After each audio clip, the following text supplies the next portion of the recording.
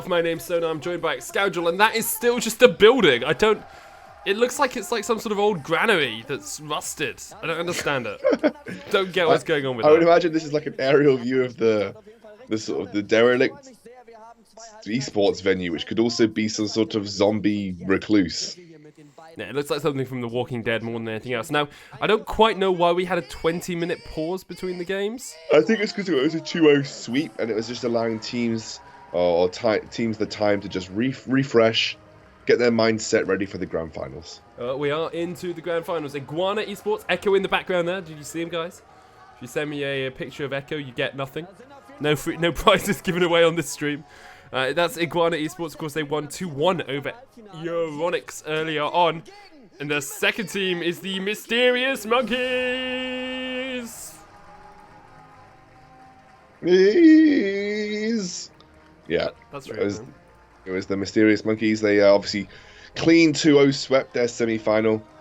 Looking very dominant from the get-go. Been thoroughly impressed with them. Got a match up against Iguana Esports now. I think this is going to be a really close, contended series between the two of them. Having never matched up in the ESL Meisterschaft thus far before, it's going to be a test for both sides of the coin. That it is. I think Mysterious... Oh! That's a new guy. Who's he from? Where's he from? He's from, he's the YouTuber chap. Oh, is he Spanda Inferno? He's like Spanda Inferno. One of the guys from Spanda Inferno. No idea who he is. I'm sure he's famous because he's got that sort of look about him. He's got a fade. He must be important. It's my way of judging people these days. Yeah, I mean, he's here to do some guest commentary, apparently. They've just replaced that other guy, so budget German Scoundrel is just gone. It's the one that you want to replace. Yeah, so it should be getting into the game in just a couple of minutes. Is Mysterious Monkeys up against Iguana, fighting up for that cup, and of course the chance to compete in the Challenger Series qualification spots as well, which is a massive chance for these teams fighting up against some of the other big names across the scene. People like Eminem from the UK, who won their version of the Meisterschaft just a couple of weeks ago in MCM Comic-Con down in London. Absolutely. Looks like Arfan ready to go. You can see him on your screen there. He was the guy that interviewed... Sorry, just stifling a yawn. He's the guy that interviewed in the previous series. He is fighting talk, ready for the Mysterious Monkeys. And the Mysterious Monkeys there, they've all looked pretty settled at this point in time. Yeah, everyone looks pretty calm. I'd like to see what those heart rates are doing at the moment, but we don't have those up on screen. It looks like everyone's pretty much into the lobby and ready to go as well, so hopefully we'll be into the action in just a minute or so. If you guys, this isn't a rebroadcast, this is the live broadcast, this is the grand finals. I assume it's a best of 5, although we haven't been told anything. So we will just cast it until we finish, basically. See how things go. I think it's probably a best of 5. That's what makes the most sense in this scenario, given it is a grand final. But maybe for timing reasons, they might have to clear the venue by a certain time. Sometimes esports events are constricted by these particular timing stuff. Yeah, they need to film the rest of The Walking Dead in there later on, so have to clear it out for them. Yeah, they, like you said, could be filmed in some sort of old industrial plant. Seems like a unique area to host a... So I just keep yawning. I'm so sorry. It's all right, man. It's all right. We are getting towards the end of this broadcast. We have been casting for a few hours now as well, without too many breaks. So. I was also away seeing my mate in my university town last night. I had to leave at 6 a.m. to get home in time to broadcast, so I only got about 6 hours sleep. It's a bit rubbish. That's pretty painful. Can't believe you only got 6 hours sleep, man. How do you survive with that amount of sleep? I need at least 8 hours. I know you're joking, but I cannot survive without less than 7. I actually need 8 hours or so. Otherwise, I'm done. I know. Same here. Yawn Scoundrel. Thanks, Lags, a lot. Top quality bands. Good old Yawn Scoundrel. We should... I keep saying we should be getting into the action soon, in all honesty. I know when we get into the action as soon as you guys do, because it will go on to picks and bans on the screen. So hopefully soon. But it could of course be still a little while before we are into it. As you can see, it's a packed crowd there at the Meisterschaft Grand Finals. It is the Meisterschaft. in case you guys had forgotten. And that is a player from the Iguana team. That's another one there. I'm going to say that is their mid laner because of the position he is in the row. Because Arfan, of course, is their support. Then you've got AD carry mid lane. Makes sense. If you work your way down. Yeah, that could be. That could indeed be the mid laner coming out from Iguana. I think it's Fenax. Fenax is the mid laner from Iguana. I think Magi Felix was the Genax. Magi Felix was the Euronics mid laner, and he was kind of touted as maybe one of the best mid laners in this competition, but has struggled. Has struggled, in that semi-final series to be as impactful as he was during the actual ESL Meisterschaft Cup series. But it all comes down to this, Sona. Oh, Decarlant is back. So it's Solar, who is that guy from the Spandau Ballet. Sorry, Spandau Inferno. Decarlant is the budget scoundrel, talking about what he thinks is going to happen in this game. If I were to ask you, non-budget scoundrel, exactly what you thought was going to happen, what would be your breakdown of these games? Do you think Iguana just have it, or a Mysterious Monkey is going to put up a fight? No, I actually think this is going to be a lot closer. In fact, if I was to give an actual prediction, I genuinely think Mysterious Monkeys could be in a position to take this. I mean, the problem is we've never seen these guys play.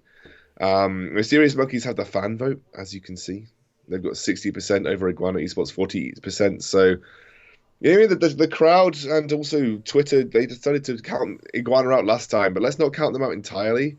Iguana have kind of been improving steadily, and Mysterious Monkeys had a flash point of brilliance in terms of their sort of performances. So I think it's just two teams who are really coming to the top end of their sort of performance scale, clashing in a titanic final here on the finals day of ESL Meisterschaft. It will definitely be a Titanic, and it will definitely be a clash. Whether it goes all the way to the 5-game series is yet to be seen. Do you know what you could have said? What? You could have said, it certainly will be Titanic, but will we have as many games as Hydra's heads?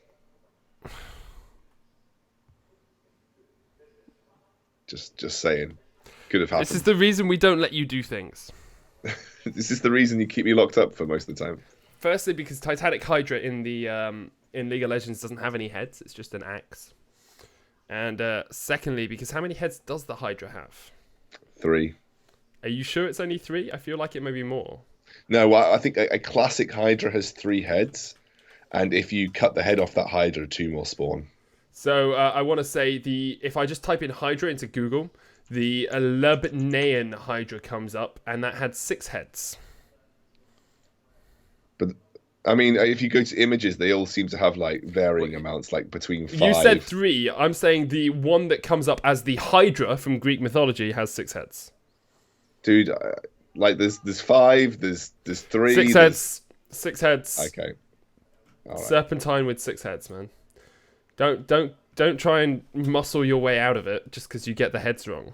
I'm not. I'm just saying. I think there's probably debate as to how many heads a Hydra actually has. Yeah, but I'm not debating the fact that there was debate because I asked that question and then you said actually a classic Hydra has 3 heads, and then I looked up what is a classic Hydra basically on Twitter, and it turns out they only have 6 heads, not 3 heads. So I've had enough of your jibber jabber, mate.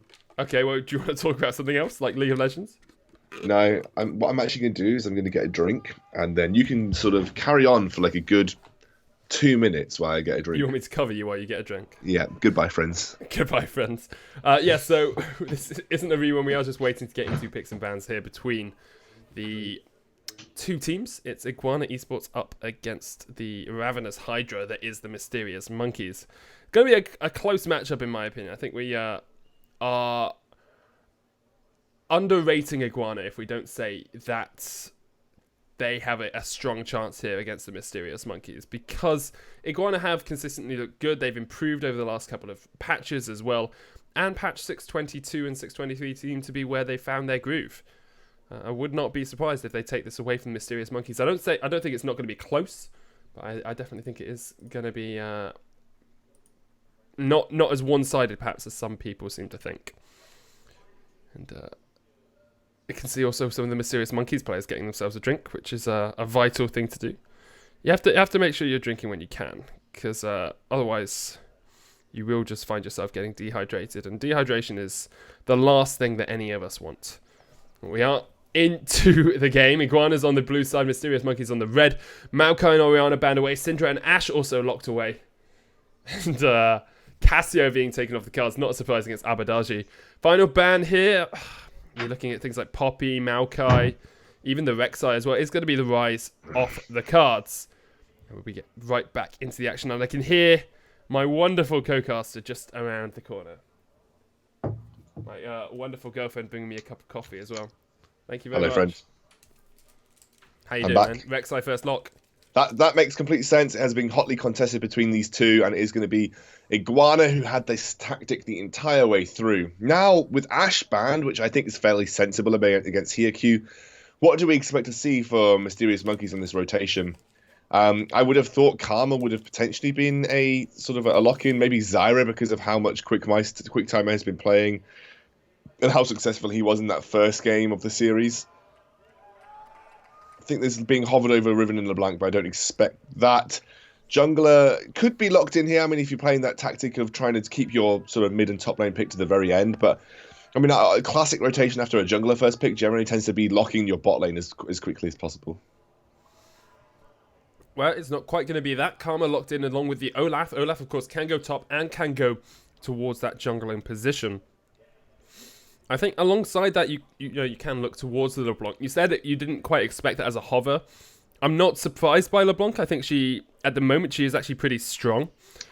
So I just think I think she's strong, but I just think she struggles against sort of the classic control mages that we see in the mid lane. Like, she will struggle against Syndra. She was probably, for the most part, struggle against Victor. She's not like the old LeBlanc. You know, she's not like the LeBlanc that basically jumps in and can have little to zero counterplay. You've got to wait for the sigils to proc to give you that ability to get that extra damage off.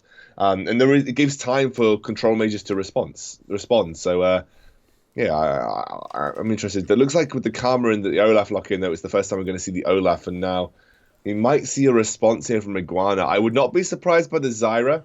And actually, they might end up sort of blind picking their top laner. They don't. I almost feel like AD carry would be a very solid lock-in here instead, but it's going to be the Kennen. I think the AD carry, like picking up a Caitlyn or an Ezreal there, is a really powerful pick and doesn't really push you down any specific composition too hard. Taking the Kennen does show quite a lot of your hand. Kex is going to take that up towards the top side, you'd assume. And now you have to think that Broken Blade will be able to pick a pretty good counter pick into that. You know, Poppy is still on the cards if you want it. It doesn't work too well into Kennen, but there are some strong picks available. I mean, you could take any tank and feel fairly comfortable that once you pick up that Spectre's Cowl, you're not going to be under a huge amount of kill pressure coming out from the Kennen. I think what I'm more expecting maybe is Iguana maybe saying, well, maybe we can flex this mid or top. I would be very surprised if it is. I mean, it's almost certainly going to go top lane, but I just find it very interesting that they don't want to take their AD carry on that rotation, because it doesn't really give away much about composition, and counterpicking AD carry isn't that much of a thing.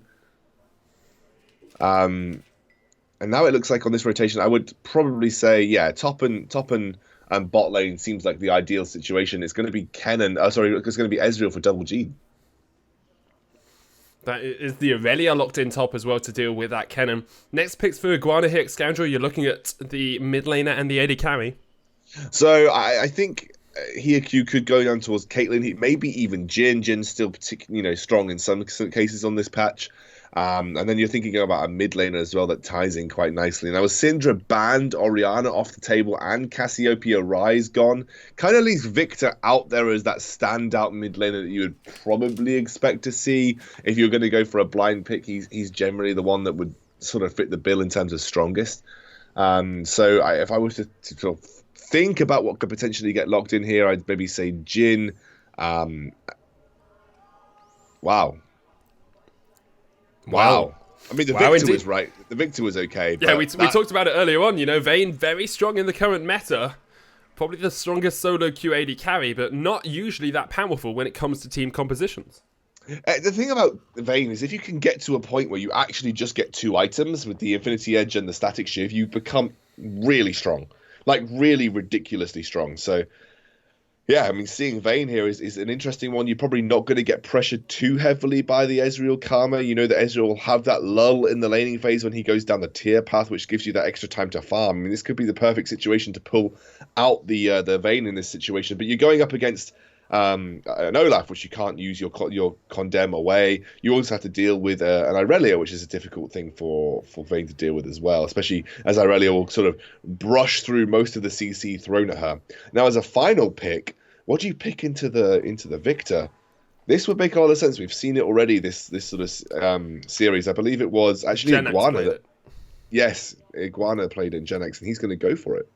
That he is. It's the Zillion lock in. Mysterious Monkeys round out their composition. A few picks we haven't seen yet here. The Olaf, the Aurelia as well. New picks. Vayne, obviously slightly new here as well. And IGE looking to play quite an aggressive composition. Neither team really with an out-and-out tank, which is not something we commonly see in compositions in 622. Yeah, I mean, absolutely zero tanks on board, and you obviously probably have Frenic going down that entire tank path. Right now, you've got sort of Irelia who will function as an off tank, and then you also have Kanani on that low life who will probably be, for the most part, going down that full tank path. You also have the backup plan of the ultimate, the Chrono Shift coming out from the Zillion to sort of protect anybody in that one case. But interesting compositions here. If Vayne gets to a point where she's got multiple items, there'll just come a point in the game where she's probably going to be, for the most part, unthreatened. And even if Irelia is threatening her, she still has to get through the gravity field, the slicing maelstrom, the Zyra grasping roots and stranglethorns. And no matter how much tenacity you have, you're not going to get a reduction in a huge impact from that stranglethorn. So, yeah, this is going to be a super interesting game. It's all about whether Vayne can get to that late game point, because if she can, she has got a lot of peel and a lot of protection to help her function as a hyper carry in the late game. Vayne is weak when she's caught out, though, and that is definitely a risk for Iguana, you know. The games against Euronics, they played well, but sometimes their vision control and their decision-making around said vision was a little bit weak, and we did see them getting caught out from time to time. Vayne, very susceptible to that. We are into the game. We're on to Summoner's Rift for the final games of today. It's the grand finals between Mysterious Monkeys and Iguana Esports. Winner gets a spot in the Challenger Series qualification tournament. The loser goes home with nothing. Yeah, this is, again, potentially 2 5-man stacks. I mean, we could see some explosive fireworks very early on. Here we go. You've got a Zyra, 5-man Stranglethorns. Here we go. Gonna get the damage down. Look at that 5-man Grasping Roots. The bombs coming out into Kets as well. Lots of AoE damage, and it's Iguanas on the back foot. Kets won't survive the undertow. Yes! First blood to the Olaf. What a great play. I mean, that was absolutely explosive. Both teams taking that 5-man stack in the bot lane, and it is Mysterious Monkeys that come away with it. Fading Axe picks up the cannon right at the last. That was exactly what we wanted at the start of this game. High intensity, high action. I hope these heart rate monitors come online. Oh, we've lost the clean feed. We're back. Clean feed's back. We're fine, guys. Died for a second there, but we're all good. Are you here, Scoundrel? Yeah, I was just letting good. you continue the sentence, buddy. Well, my continuation of I only went because the clean feed went. But yes, heart rate monitors are online. You can see everyone's resting heart rate, or heart rate before the game started, has gone up slightly across the series that we've been playing, which isn't unsurprising considering they are now into the grand finals. So let's have a look at what summoners were burnt there. So Janax burnt his Ghost. No real summoners burnt on the side of Mysterious Monkeys. Arfan burnt his Flash, and Kekis burnt his Flash. Burnt his Flash. So, all in all, much more favourable trade for Mysterious Monkeys than for Iguana. Yeah, they took the early lead in that situation. Don't know how much it's going to play into their favour. They really get a kill onto the Olaf that does allow him to pick up a control ward for some extra early vision, and also picks up some boots to allow him to move more readily around the jungle. But yeah, I mean, for the most part, and that's a pretty good turnout for Mysterious Monkeys, but it's not a game-winning play. I mean, there was a point, I think it was 2015 Worlds. I think it was Fnatic versus Cloud9. Fnatic picked up a kill onto Meteos on the Lee Sin, and that basically sealed the game. not the case anymore. This is a little bit more different. You've got to play off the back of that first blood. And it's really down now to Kanani, and knowing how aggressive we know he can be, to really make impact with those boots. You're going to have that extra movement speed over Frederick. You should be able to get to a counter-ganking position more readily than you would have done previously. But they are starting on opposite side of the maps, and that is resulting in them going to be, unless they're ganking mid lane, ganking or having sort of a meeting path on different areas, and that's probably not going to see too much action between the two of them in the early game. Broken Blade stand up in the top lane. Kex is going to have to be pretty defensive now that he's burnt his flash, and I wouldn't expect anything other than Konami having early game pressure on this Olaf. It's exactly what he is known to do. Has blast coned across up towards the top lane. Kex going in for the trade. Here comes Konami with the ghost. The Broken Blade's low, but Kex will pick up the kill. Sacrifices himself for it, but is able to trade 1-for-1 as that Olaf came up towards the top side. That was absolutely fantastic. By the way, you might need to turn the sound on the clean stream up a little bit, Soda. Oh yeah, my apologies. I always have to turn it down when they do the announcements, and I haven't remembered to turn it. There we go. That was a great play. Great play from Kanani. I do feel like Broken Blade went a little bit aggressive, a little bit quickly in that situation, however. Resulted in the fact that he took a lot of minion damage and ended up trading 1-for-1, which is a great situation for Kex to be in, despite the fact he lost his flash. But again, Kanani now picks up the kill again. Here we go, Genax stunned up. Konami coming in, trying to trade on towards Genax, who has just survived through the axe. Fennec goes back in onto Konami, and that will be Fennec picking up the counter kill. Nicely done by him. His Broken Blade as well. Looking for the flank, not going to be able to get anything out of it, and will have to go back up towards the top lane. Wow, that was an exciting sequence of events, but Frennick with an excellent counter gank with that double knocker up, the courage of the Colossus coming through gives him that little bit extra tank ability. And Amadaj, it's interesting that they would try to look to make an impact in that mid lane, given that Genax had all of his summoners up. I think once I'd seen the flash and the ghost burn, content with that, probably going to back off, but Kanani double took because a lot of damage went down onto Genax. He thought he could potentially land an axe from afar and pick up the kill, but alas, not the case. And that's going to be a 2-2 now between these two. Iguana having a good return on some early disadvantages for them. Yeah, I think Iguana lost out pretty hard early on, but as you say, they have managed to start to get back into this. They've got a bit of a gold lead as well as Kex starts to push Broken Blade back. That's what he needs to do. You know, you've got the range advantage in that top lane. You need to continue to push them back. The issue's always going to be that Kanani knows when to get these counter ganks off. Kex, still no flash. Has to try and lightning rush away, but doesn't even have that. And has no escape from the Broken Blade of Aurelia.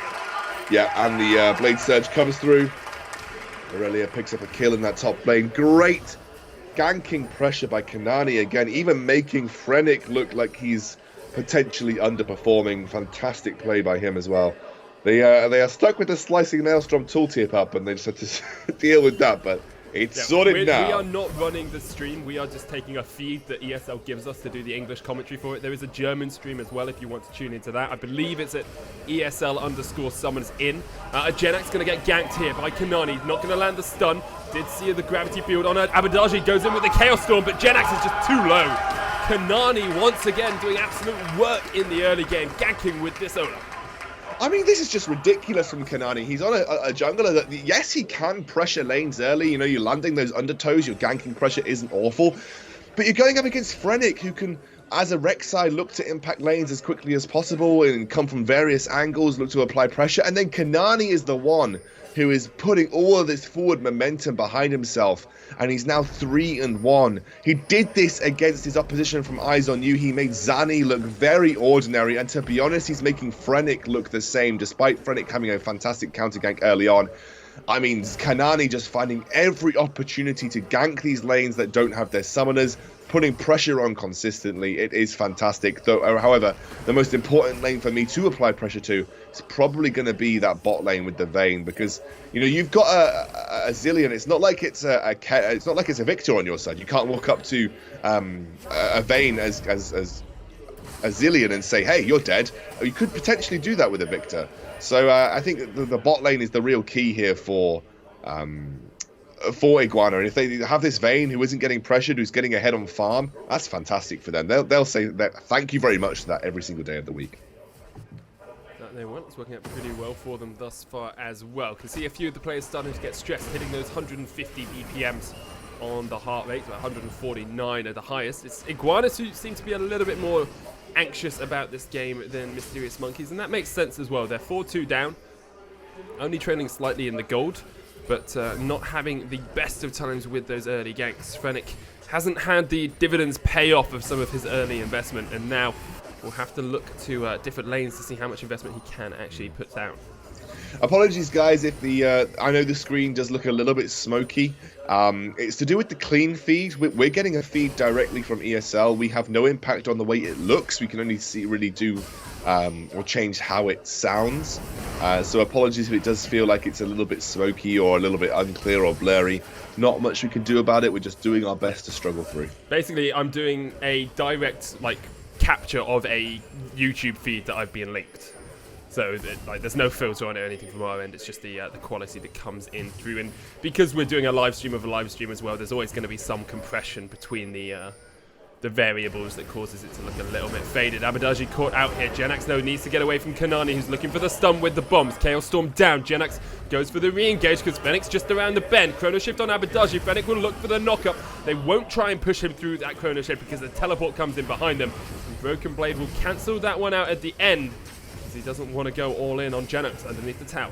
And Kanani has to back off as he gets locked up in that gravity field. The Ragnarok had been used, so he was in a fairly awkward situation there. But Mysterious Monkeys, despite being ahead on the kills, are actually just slivering behind in gold. And a lot of it, that's due to the CS differences you're seeing for the Rek'Sai in the mid lane for Victor, and also in favour of Vayne in the bot lane. All coming through just pure CS. It looks like there's potentially a gank looking to be set up here, but as a Vayne with just a BF sword, this could be risky, and I think Mysterious Monkeys know that. Teleport's coming through. They're doing exactly what they did. They are looking for the gank. Here's Ketz as well. Gets in towards that backside. Already Double G dead. Ketz picks up the kill on Quicktimer as well. As you said, it was an action replay of what they'd done before against Euronics, diving behind that turret. Perfect play by IGE. Yeah, I mean, I feel like this is deja vu with the Rek'Sai. You sit behind that tri-brush, not often warded. You wait to have your top laner try to make a gank on a deep ward that you place yourself, and then you take that tier 1 turret and then rotate off the back of that as well. Fantastic play coming out from Iguana, and I feel like I said, it's a bit deja vu here. Looks like Kanani's going to respond by coming into this top lane and try and do as much damage to this top lane tier 1 as possible, but Kex will be able to respond here. I don't know whether he's going to be able to defend the turret, because it looks like there's going to be some very quick clears coming through. He'll have to commit with a lightning surge or whatever it is to commit to clean the wave. But I think this is just going to be Mysterious Monkeys forcing their way through, taking that tier 1 off the board. Yeah, tier 1 going down is good for them. Gets that first brick. Oh no, sorry, second brick gold, because they lost out to the first brick, of course, as IGE pushed that tower down in the bottom lane. Ketz has gone Proto Belt first. It's what we expect to see a cannon building. Mid lane, it's just the Hex Core upgrading, and Abadaji building up towards that Rod of Ages. Will take him a little bit of time, really, to scale up into this true Zinnian power pick. We're going to see this dive in the bottom lane once again. So this is just classic. I mean, they wait for that wave to push up. Rek'Sai is on the sidelines. Teleport comes through. He's not threatened by Aurelius, who can make that happen very instantly. You have the ultimate from Kennen and the knock-up from Rek'Sai. I mean, this is just easy. Straight over the wall. In comes the Slicing Maelstrom. Everything cleaned up in a jiffy. And Iguana, and then even with the Zillion there to try and defend, able to just siege onto this tier 1. You see the response earlier from Broken Blade and Kanani as well, taking their tier 1 in the top lane, but that's just bread and butter Rek'Sai play with a jungler the top lane that provides some sort of CC.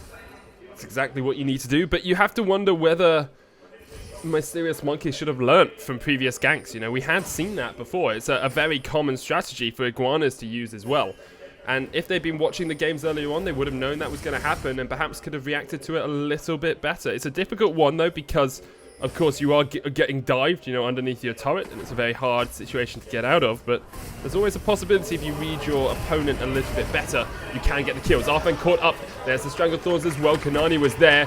PQ just not able to do anything. He's gone back in to try and take out Quicktimer. Has to flash away from Kanani. Teleport coming in as well. That was very aggressive play by Hiku. I'm not sure he needed to be that far pushed up. Didn't have the damage to do that right now. Remember, item spikes for Vayne at this point are Infinity Edge, and we have a gank, we have a killer here in the top lane potentially. Broken Blade actually just going to be forced away. I thought he might have been going all in on that situation. Does have his Transcendent Blades up, so if he wants to go back in again, could potentially do so. Vayne needs Infinity Edge and Static Shiv to really sort of hit huge item spikes here. Looks like Frennic's coming through. That is just a kill straight onto Heq takes it down double G. Quick timers there for the double as well. Kex has jumped in on towards the bottom side. Broken Blade has the slicing Maelstrom down, but Broken Blade not going to be able to trade into Kex for too long with that slicing Maelstrom stunned up. Kex still had the Proto as well. Would have been able to melt through that Aurelia pretty easily. Mysterious Monkeys giving up a couple of kills pretty quickly. Broken Blade might look for a bit of aggressive play here as Kex pushes up a control ward, errs him away from that. So I think a lot of people are asking why Vayne was picked here. Now, Vayne is an interesting pick in the sense flash in. Broken Blade, Proto Belt away. Just needs a couple of autos, but cannot get it rage. Kex just about escapes. So people are asking about the Vayne pick here and why it's being picked up in this situation. Well, Vayne's an interesting one. That Ashe was banned. Heq's played a lot of Ashe from this particular situation. And Vayne actually with 2 items becomes incredibly powerful. So she gets quite a decent mid-game spike compared to what you'd classically see a Vayne have to build before she becomes threatening. Now, you've got the peeling of a Rek'Sai, you've got Gravity Field from the Victor, you've got Slicing Maelstrom, and the fact that Zyra's Stranglethorns will separate Broken Blade and Kanani from the rest of the team should they dive onto Vayne. There's a lot of tools here to keep Vayne on a 1 versus 2, 1 versus 1 basis with all of her team to back her up in a peeling aspect. So, this is not a completely random Vayne pick. There has got merit to picking Vayne in this situation. Working out well for them at the moment as well, so they won't be too worried about this. Jenax, not in the best of shape yet on this Victor. He's been pretty safe, but hasn't really got the kills he would have liked to early on. And Zilean, of course, scales very strong into the late game if you can use him effectively with that Chrono Shift. Double bomb onto Jenax, dodges out the second. Will take a bit of damage from the first, though, and has to just get out of dodge. Here comes Heq. Can Nani up towards the top side? There's the Stranglethorns up as well. Broken Blade almost dies. Heq's still alive. Heq channeling his inner Uzi, keeps himself alive throughout the fight. Arthur and Fred there to act as bouncers as well, and they will take down Broken Blade. It's a second kill on towards that Vayne, going towards the Phantom Dancer first. Yeah, there we go. Phantom Dancer, that's an interesting sort of change in the build path, because most people have gone down that static shift build path. But I guess if you're not overly worried about any sort of extra wave clear that you need to bring to the team, you've got that Victor, you've got the Zyra. Actually, Phantom Dancer gives you that potential to survive on a 1v1 basis a little bit more readily. So, you're going to be locked into probably most part of your team fight kiting back against Olaf and Aurelia. That Phantom Dancer will give you a little bit of extra survivability in those situations. Now, I think an interesting thing that we need to touch on, Sona, is what Zilean adds to this in terms of his dynamic and how you'll react to someone who's been added with a Chrono Shift. Now, imagine that Broken Blade jumps in onto Vayne, going very low, Chrono Shift comes out. What will Vayne do? Let's have a look at this before we go a little bit over. Look, that's the Stranglethorns. That's what I mean. It puts Vayne in a 1v1 scenario most of the time, and she's able to get away with her final hour fairly readily. I mean, Stranglethorns is so impactful in that scenario. But what will Zilean do when that happens? So when someone dies due to Vayne and Zilean ultimate sort of brings them back to life, Vayne is then stuck in a situation where she either tries to follow up on the rest of the team, but then puts herself where the returning member of the enemy team will be in sort of a kill range of her, or you have to wait and play around that timer of Chrono Shift, waiting for it to expire, and then taking on that member while the rest of your team potentially get cleared up by the Ezreal. So it's a really difficult situation, I think, for Vayne to be in when that Chrono Shift comes into play in a team fight. I think you just take down the member with it on. Like, there was a debate when Zilean was meta kind of season 4, season 5, as to what the best strategy is to do. And in my opinion, it's a little bit like a GA. You just say, look, we're not going to stop killing someone just because they've got a GA. You kill the person, yes, they're going to come back, but it gives you the opportunity to get damage on the rest of their members as well. If it's someone like a tank, there's an argument just to leave them alive. But if it's someone like a squishy AD carry, take them down quickly, fight the 4v5 before they respawn, and then usually you can force the rest of the team far enough back that you can just kill the person who's been Chrono Shifted. Kex starting to do damage to Broken Blade as well, who hasn't got any magic resist, but does have the Transcendent Blades. Kex goes in with a Slicing Maelstrom and just can't win out the trade. It's going to be a kill for Broken Blade on that already. I mean, this is just what Aurelia will do post level 9 to a Ken. I mean, look, even that, despite that with the Proto Belt, Aurelia doesn't even have her Triforce finished, but once you stun that Kennen up, he doesn't really offer huge amounts of damage after you use one skill rotation, and Slicing Maelstrom only does a small amount of damage over a set period of time. It's far better as sort of an AoE control tool. Aurelia then just able to negate most of the stun because of her passive tenacity, and then able to just completely chunk through Kennen with her true damage. It's kind of what you see in this matchup between the two. Transcendent Blades also very key at keeping you alive. Starting to see some heart rate spike up as well. Double G 156. He knows a lot of this game is on his shoulders, in all honesty, on that Ezreal. He's going to be the late game damage output for his team. Abaddagi will do a lot as well, but usually Zilean seen more as a utility mage the later you get onto the game, and less as that pure burst damage that perhaps would come out of someone like a Victor. Yeah, so Zilean, like you said, has more of a utility role, and most of his damage obviously comes from his bombs. When you throw those two bombs down, you don't actually bring anything else in terms of raw damage to a teamfight. In fact, actually, you bring almost absolutely zero, except, bar pending your basic attacks. Look at this again, Broken Blade looking to impact, take another 1v1 versus Kex. He has got his ultimate up, Transcendent Blades ready and waiting. Kex has to back off. He knows he probably doesn't win versus a Triforce Aurelia anymore. In fact, probably is not even the word. So he's going to potentially be forced to flex away from where Aurelia is. At the moment, all the flexing being done by Iguana. They are 2,000 gold ahead. I love the directed camera work sometimes. Just like jumping back between a ward being killed and a Rek'Sai in the mid lane just being like, oh, guys, just going to burrow away. It's important. Anyway, yes, a lot of the flexing being done by Iguana as they start to extend their lead slightly. About 2,000 ahead now. Mysterious Monkey still in a good spot, though. You do have the Olaf and that Aurelia scaling up towards the late game as well. What do you build next if you're Hiku? He's got a BF Sword alongside his Phantom Dancer. Blade of the Ruined King is always an option. So is that Static Shiv you were talking about. Things like Bloodthirster can work out pretty well for Vayne as well. Infinity Edge, also an option. Vayne has quite a variety of different build paths. Yeah, so really the core concept of Vayne's attack speed. You don't really need much else because of her True Silver Bolts, but you do need some basic attacks to deal some form of damage, so in the meantime, while you're waiting for the 3-proc passive to work, you aren't basically hitting them for nothing. Off the back of this, I would prefer to see potentially an Infinity Edge, but given the items that he's built up, we could maybe see a Mercurial Scimitar. But honestly, I'd prefer an Infinity Edge and save the QSS to do exactly what it's supposed to do, cleanse Vayne at the right situation. Looks like Iguana have also got control of this dragon. They're going to take the first Ocean Drake, in fact, the first Drake of the game. No, second Drake of the game. What was the first Drake they took, Simon? It was a Drake of some sort. Okay, great. So they're going to get the Ocean Drake this time round.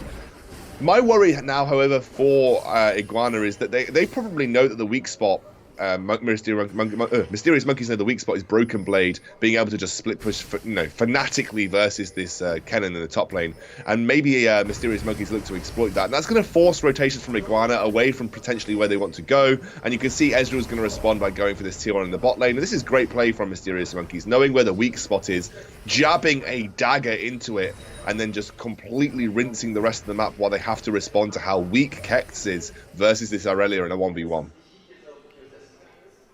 He is incredibly weak, and he can be taken down pretty easily. The problem does become that Kex does have a lot more impact in a team fight than an Aurelia, and if Iguanas can work out how they want to fight around team fights, they can start to put the pressure down on towards Mysterious Monkeys. They lose a turret, though, in the bottom lane.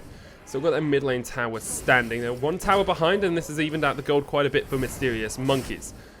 Both these teams, of course, fighting for the right to call themselves the champions of Germany, and for that Challenger Series qualification spot, which is a vital stepping stone for teams wanting to get into the Challenger Series. Exactly. This is a super important game, to be honest, for either of these teams. You get a lead in this series, you could potentially get a 3-0 sweep and find yourself in the Challenger Series qualification spot. Looks like Frenic with first item GA, or first completed item GA, is looking to just put pressure onto Kanani here, as again, a lot of I think the win condition is resting on Hyaku on this Vayne. If you let him scale up towards the late game, he's going to be super hard to deal with. Looks like, oh my word, Broken Blade going in. Diving, Genax is just taking him out. He just came in with just even flashed in, got the stun, got the damage down. Broken Blade's going to try and escape. Here's Fennec, Abaddagi around the corner, Hiku coming in, but a good double bomb gets a double stun off. That double bomb! Stops Kekis and Fennec in their traps. EQ's going to put some pain down onto Kanani, but can't do enough. And Kanani just goes for the chase. Ragnarok's in. Final hour used by EQ. Goes invisible. Double G across the wall, landing the Mystics. Flashes away from the bomb. Here comes Arfan. Has to flash away. Gets the bomb on top of him. Chrono Shift used at the right moment, but Keck is going to join the fight. Kanani's so low. It's a double kill. EQ's still alive. Fenix's down as well into the GA. And Hiku's going to get chased away. I don't even think Hiku can survive this. It's a triple for the Zillion. This could be the quadro with Fennec going down as well. Broken Blade will join the party. It's a shutdown. 5 kills, an ace. As Yenex eventually respawns, but Mysterious Monkeys turn it on a knife's edge. Wow, fantastic play set up wonderfully by Broken Blade with a side juke. And again, my word, Abadaji, he has been literally the MVP for Mysterious Monkeys. In all of the games I've seen him play, he's been the most impactful. 3 kills off the back of that with a wonderful double bomb to set things up. Vayne took so much damage earlier on there. And without that Infinity Edge, I don't think she's at a spike where you can actually fight. Let's take a look at this again. Yeah, so that's the early kill. They pick up the kill onto Genax, which means a lot of the team fight prowess is now gone for Iguana. You've got to remember that Kex does not really have huge damage output at this point in time. That double bomb there is the reason that this fight has gone in the favor of Emin at the end of it. If that double bomb, if that hadn't happened and they'd actually got a kill onto the Irelia, that was a fight that Iguana can back off the back of there. And look at this, no one willing to commit further into the Vayne, can't get multiple 3-hit passives. The ultimate from Zara comes through, in goes Broken Blade across, beautiful chrono shift. That's really important because that keeps that keeps Broken Blade back up and ready to put a lot of damage onto those willing to commit once he goes down. I mean, a lot of this can be stemmed from that very early double bomb. The rest of it is just kind of a perfectly played team fight, but Abadaj just fantastic. Yeah, Abadaj is doing absolute work, as is Broken Blade. He was the one to initiate that fight by diving onto Yannick's underneath the tower, and Mysterious Monkeys just, all they needed was a moment to pull that trigger. And as soon as it was pulled, they kept going, they kept chasing, they kept pushing themselves further into the enemy jungle and stopping Iguanas having any chance of winning out the fight. Freddick, done a little bit of work early game, but Kanani really showing his stuff once again on these junglers. He's always does the work in the early portion of the game, always counter jungles, always puts the pressure on, and stops the enemy team from being able to do much at all. Gotta be honest though, Freddick and sort of Kanani have shown equal levels of prowess this game. I just think that, you know, Kanani has had the right impact in the right places, and especially realizing that top lane is a very sore spot for Iguana. Kex, especially into this matchup, will be struggling, and he's realized where he needs to twist the knife. He knows where he could have generated an advantage to allow his team to capitalize and get things across the map, because they were actually initially falling behind here, largely to do with the Vayne. And by allowing them to pressure this Kennen in the side lane on the Irelia, it's basically put a lot of unneeded pressure for Iguana. I mean, look at that. He just goes in, gets a couple of basic attacks, forces the electrical surge, and now immediately is going to require 2 or 3 people to respond to him. Just in such a strong position at the moment. Ketz has not had a good time on this Kennen, was very early picked as well through that draft phase, was able to allow them to pick the Aurelia into it, pick the Zillion into it as well. Here comes Broken Blade diving in the bottom lane once again. Blue buff taken, EQ trying to position off towards the side. Kanani looks like he actually stole that blue buff away. EQ's just not in the position yet on this Vayne to melt through the opposition. Has got the Infinity Edge Phantom Dancer and that QSS as well, but needs a couple more items before he's really going to be able to do work in these fights. Broken Blade trying to clear these waves. He's trying to take another turret off the back of his fantastic solo kills and solo performance versus Kex. And the reason that no one can come and help him, no one can come and help Kex right now, is it's far too dangerous to commit multiple members when the rest of Mysterious Monkeys are poised with good vision control around Baron, and they were looking to try and take that off the board. If anyone responded to Broken Blade's split push, you know that Baron was going to be first point of call for the Monkeys. So really nice map play here, rotating a lot around what I think Broken Blade has brought to the team by being so dominant in the 1v1. Iguana have to search their minds for a way back into this game now. They have a good late game scaling composition with the Victor, with the Vayne, with the Kennen as well, can do a lot of work, but at the moment Mysterious Monkeys just have control of whatever they want. At the moment they're giving up this turret to allow Broken Blade in towards that bottom side of the map. And they are 4,000 gold ahead. It is only 10%. It's not the biggest lead in the world. But they have a big Aurelia who's only going to keep getting bigger. Yeah, I mean, Aurelia will eventually fall off, but in a 1v1 versus the Kennen, she'll always have sort of an element of prowess versus him, especially if she continues down this damage route, which it looks like she is. She's not building a tool for a team fight situation. She's looking for, I burst Kennen or I burst Vayne, that's basically my job, or even Victor. She's kind of said, well, I don't need to go off tank because I'm gonna function far better if I go with maximum amount of damage that I can, and that gives her that opportunity now to continue her sort of role as a sort of a real split push threat in the 1v1. And once that Zhonya's comes down, Kennen will feel slightly safer, but still, that might not be enough. Rennick looking for the engage onto Kanani. Does go in. There's the Ragnarok away. Kanani, very tanky already, has the Randuins as well, and Iguanas just can't chase into a Ghost and a Ragnarok out of the Olaf. They do get that ultimate down, though, and so can look to fight around an objective in the next couple of minutes or so. Yeah, I don't like the flash and burrow onto an Olaf. Ragnarok comes off cooldown, as you can see, within sort of a minute. So it's a very short time period to work with, and you've just lost a fairly impactful flash and burrow, which can be used for peeling or isolating Zilean or whatever else you want to isolate off the back of it. But look at this from Aurelia, setting up deep vision in the red side jungle, really prioritizing her split push pressure here, because it's going to be, I think, what wins the game for Mysterious Monkeys. If something wins the game, I think it's mainly going to be Aurelia's ability to just 1v1 Kex over and over again. You can see he's just not willing to commit in any way, shape or form to a sort of a one-on-one duel with Broken Blade on this Aurelia. And that's resulting in huge amounts of huge losses of map pressure, and the fact that Kex can no longer join a team fight easily and sort of act as a sort of a peeling tool for the Vayne. So it's really important, Sona. I can't stress how important this has been for Mysterious Monkeys.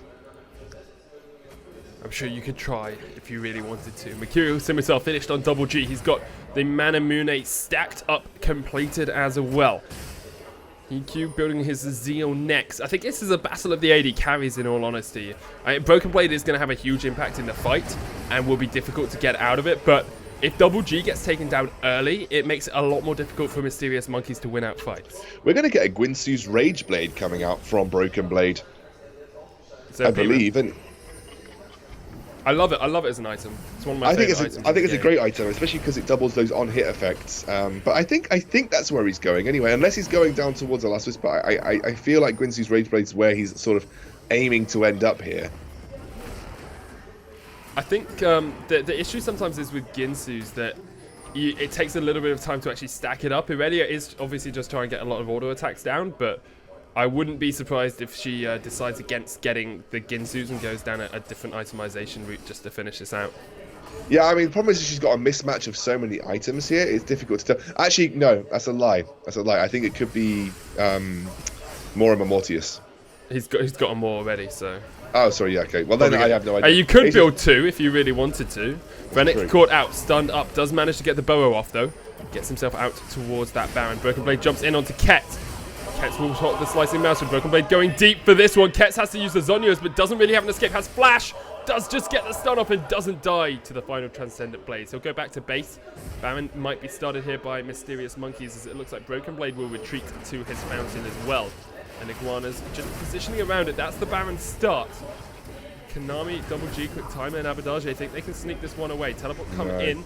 Ket's going to go back to base and get the teleport, but he hasn't got Zhonya's, he hasn't got Proto Belt. There's the Chaos Storm onto Broken Blade. Hiku takes a bit of damage from the Mystic Shot. True Shot Barrage comes down as well. Hiku dodges it out. Konami the front line. Quick Timer still tanking up that Baron. It's going to start to regenerate now, though. Broken Blade jumps onto Genax, caught up in the gravity field. Here's the damage onto him. Chrono Shift down as well, though, and they do just need to take him out. Genax and Arthur are so low. Broken Blade back on full HP. Hiku, it's all on the Vayne's shoulders now, and there's one kill for him. He's looking for more, chasing into 4 members of Mysterious Monkeys. Isn't going to be able to snipe anyone else down, but Iguana survived for now. They take down 1 member, and they stop the Baron push. So actually, it's one of the new items that I very rarely get seen made, or anyone ever picks up. It's the Edge of Night. Oh, good old Edge of Night, man. It's the item that generates you a Banshee's Veil type shield, but you have to press it. It gives you 1.5 seconds, and you get that. And then it gives you magic resist and attack damage. So probably perfect in this situation versus Kennen, but I just very rarely see it get finished off. Kanani now the target here. Going to be jumped on, has gone into that GA as well. This is big for Iguana if they can take him down. Chrono Shift out again.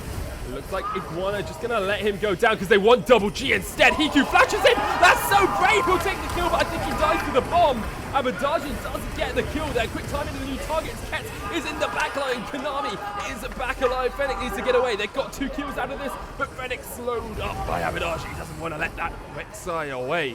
Will eventually escape. They do get 2 kills. Hiku, a little bit of vein spotting there as he went very deep to pick up the kill on Double G. Did get him, but paid for it with his life. Yeah, he's entering late game Vayne mode at this point in time. And, you know, so you've given them enough time to get to the point where you've got 3 items on Vayne. You might end up getting punished, and you're going to see here Broken Blade going in onto Frennick. They're going to pop the GA. Not going to pop the GA. Kanani is there as well. Fennec is dead. Mysterious Monkeys take away the jungler. Iguana now need to be very cautious about how they fight, because as soon as they lose one more man, that's a Baron or a Dragon picked up straight away for the enemy team. Mountain Drake is the next one.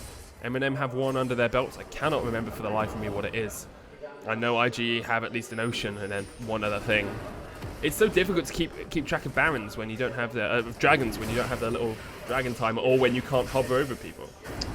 It is indeed so. This has been a closely fought first game here between Mysterious Monkeys and Iguana. It could be a sort of sign of things to come for these guys. Double Bomb doesn't quite land the stun, but enough damage will go down to force them away from this Mountain Drake, and there'll be 2 Drakes apiece now for either MMM and Iguana. I almost said Eminem, which is one of the British teams, but MM and Iguana, you know, this could be a really telling moment as Baron has been called here for Iguana. Can Mysterious Monkeys respond? Looks like we've got Rek'Sai channeling. Void Rush does come in, as you say. I don't think Iguana are going to go straight for this. Double G has red now. Ezreal can be just as impactful as a Vayne late game because of that repositioning ability. Rapid Fire Cannon finished onto Hiku. Edge of Night coming off cooldown now for Broken Blade. Might look for the engage. Let's see if he channels that. I have to admit, it's been very rare that I've seen Edge of Night used, apart from when I was playing bot games as Talon and wanted to see what it did. Redemption has been finished up on towards the Karma as well. It makes sense though if you want to continue down an aggressive path, right? You know, you have the magic resist, it gives you the attack damage as well.